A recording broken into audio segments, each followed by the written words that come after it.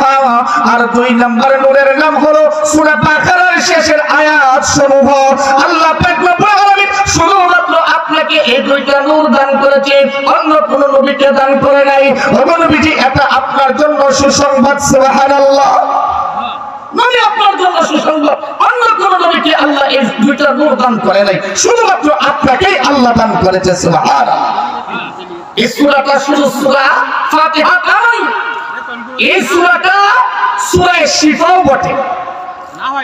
একজন কাফের সাহাবায়ে কেরামের কাছে এসে বললেন, তোমরা কি কেউ ঝাড়ফুঁক করো? বলে কেন? বলে আমাদের একজনকে সাপে কামড় দিছে, তোমরা আসবা? কেউ কি ঝাড়ফুঁক পারো? ঝাড়ফুঁক করতে পারবা? একজন সাহাবী দাঁড়াইছেন, বললেন আমি পারি। রাসূলের সাহাবী গেলেন, ওইখানে গিয়ে ঝাড়ফুঁক করলেন, বান্দাটা সুস্থ হয়ে গেছে। সুবহানাল্লাহ। কিছু হাদিয়া দিছে, রাসূলের কাছে নিয়ে আসছে। আল্লাহর রাসূল হাদিয়া পাইলেন, হাদিয়া নিয়ে যখন রাসূলের কাছে আসতেন, আল্লাহর রাসূল জিজ্ঞাসা করলেন, তুমি হাদিয়া কোথায় থেকে পাইছো?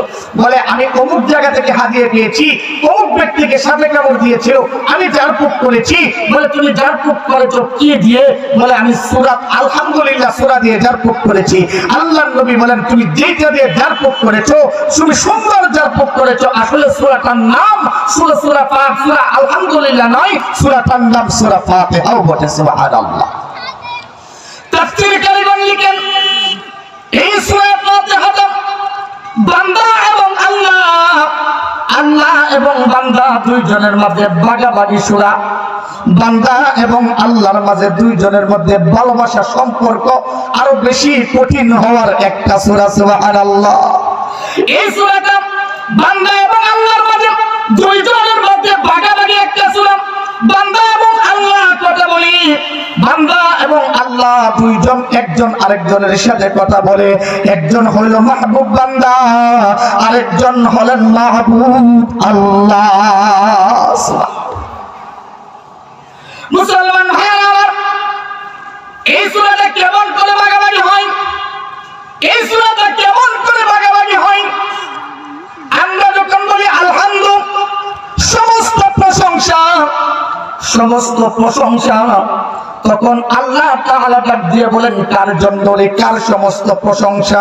কার জন্য সমস্ত প্রশংসা? আমরা বলি লিল্লাহ। কি বলি? লিল্লাহ। লিল্লাহ শব্দের অর্থ কি? আল্লাহর জন্য। এখন লিল্লাহ লাগাইছে শুধু মাদ্রাসা লাগাইছে, আর হুজুররা দিকে শুধু লিল্লাহ লাগাইছে। দেখো হুজুররা খাইতে লিল্লাহ খাইতে শরীরের অবস্থা কি? মাদ্রাসা ছাত্র লিল্লাহ খাইতে খাইতে শরীরের তেজ বেড়ে গেছে। আরে লিল্লাহ শব্দের অর্থ বুঝি না, এই জন্য আমার কাছে মূল্য নাই, আমি না বুঝে লাগাই। পরশ পাথরের মূল্য কি এটা আমি বুঝি না, কিন্তু মূল্য বুঝি না বিধায় আমি আমার ঘরের সামনে ফেলে রেখেছি। যখনই মূল্য বুঝি আর ঘরের সামনে ফেলে রাখি না, যত্ন করে ঘরের ভিতরে ঢুকায় রাখি। লিল্লাহ শব্দের অর্থ আল্লাহর জন্য। আমার জীবন লিল্লাহ, আমার সব কিছু লিল্লাহ। আজকে মাহফিল করতেছি, এটাও লিল্লাহ, মানে আল্লাহর জন্য। কথা বলতেছি, এটাও লিল্লাহ, আল্লাহর জন্য।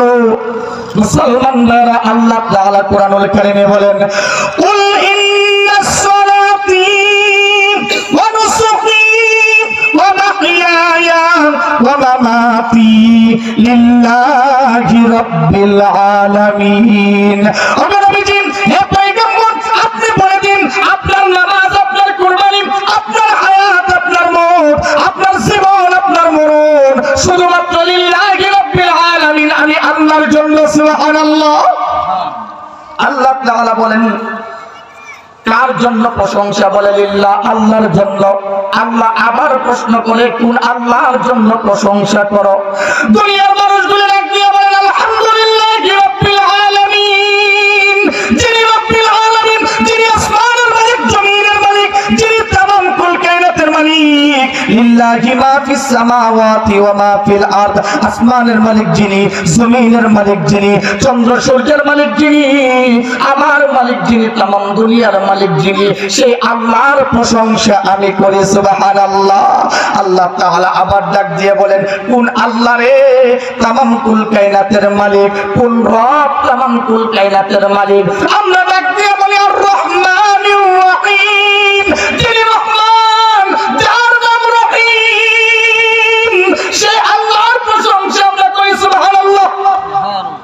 যিনি কি রহমান, যিনি রহিম। রহমানের আলাদা ব্যাখ্যা আছে, রহিমের আলাদা ব্যাখ্যা আছে। রহমানের ব্যাখ্যা একরকম, রহিমের ব্যাখ্যা আরেক রকম। এটার ব্যাখ্যা উলামায়ে কেরাম করবেন। আমার মুসলমান ভাই, আমরা বলি আর রহমানুর রহিম, যিনি রহমান এবং রহিম, যিনি রহমান এবং রহিম, সেই আল্লাহর প্রশংসা আমরা করি। আল্লাহ আবার বলেন কুন আল্লাহ রহমান, কুন আল্লাহ রহিম। আমরা ডাক দিয়ে বলি মালিক ইয়াউমিদ্দিন, যিনি কিয়ামত দিবসের মালিক, সেই আল্লাহর প্রশংসা আমি করি। সুবহানাল্লাহ। তখন আল্লাহ তাআলা বলেন কুন আল্লাহ কিয়ামত দিবসের মালিক। প্রত্যেকটা আয়াতের এক একটা ব্যাখ্যা আছে, প্রত্যেকটা আয়াতের লম্বা লম্বা ব্যাখ্যা আছে।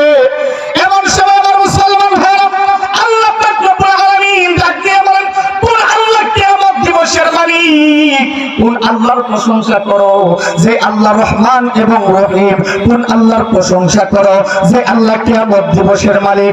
আল্লাহ আবার ডাক দিয়ে বলেন বান্দারে কুন আল্লাহ রহমান এবং রহিম। এমন সময় বান্দা ডাক দিয়ে বলে ইয়াকা না'বুদু ওয়া ইয়াকা নাস্তাঈন। বান্দা বলে ইয়াকা না'বুদু ওয়া ইয়াকা নাস্তাঈন, আমি তোমার ইবাদত করি, ইয়াকা না'বুদু তোমার ইবাদত করি। ও মুসলমান ভাইরা, উলামায়ে কেরাম আছে, তুমি শব্দটা কখন ব্যবহার হয়? যখন ভালোবাসাটা অধিক প্রিয় হয়ে যায়, মানুষটা যখন একদম কাছে আসে, তখন তুমি শব্দটা ব্যবহার হয়। বান্দা ডাক দিয়া কয় ইয়াকা না'বুদু ওয়া ইয়াকা নাস্তাঈন, আল্লাহ তোমারও ইবাদত করি, তোমার প্রশংসা করি। তাফসীর কারিগর লিখে আল্লাহ পাক রব্বুল আলামিন ফেরেশতাদেরকে ডাক দিয়া কয় ফেরেশতার দল, বান্দা এখন যেই কথাটা বলেছে, বান্দা এবং আমি আল্লাহ ৭০,০০০ পর্দার আড়াল থেকে কথা বলেছিলাম। আমি ছিলাম ৭০,০০০ পর্দার আড়ালে, আর বান্দা হলো ৭০,০০০ পর্দার আড়ালে। এ ফেরেশতার দল, বান্দা বলেছে ইয়াকা না'বুদু ওয়া ইয়াকা নাস্তাঈন, তুমি আল্লাহর প্রশংসা করি, তুমি আল্লাহর ইবাদত করি এবং তুমি আল্লাহর কাছে আমরা সাহায্য চাই, তুমি আল্লাহর কাছে আমরা মাথা নত করি। এই কথাটা যখন বলে, আল্লাহ ফেরেশতাদেরকে ডাক দিয়ে কয় ফেরেশতারা রে, আমার বান্দা এবং আমার মাঝখানে ৭০,০০০ পর্দা ছিল, একটা পর্দাও দরকার নাই। উঠাও উঠাও বান্দা এবং আমার মাঝখান থেকে ৭০,০০০ পর্দা উঠায়া নাও। সুবহানাল্লাহ। বান্দা এবং আল্লাহর মাঝখান থেকে ৭০,০০০ পর্দা আল্লাহ উঠিয়ে নেয়। এই জন্য আমার ভাইরা, সূরা ফাতিহাটা অনেক দামি একটা সূরা। এই সূরা ফাতিহাটা নুরউদ্দিন গওহরী রাহমাতুল্লাহ আলাইহি, উনি ওনার সামনে যখন আসতেন, ওনার সামনে বুতুল নিয়ে মানুষ জাস্ট দেখতো, তখন বলতেন যে সূরা, আমি তো সূরা ফাতিহা পড়ে ফু দেই, ফু করে একটা ফু দেই, কোন বুতুলে গিয়ে ফু লাগে।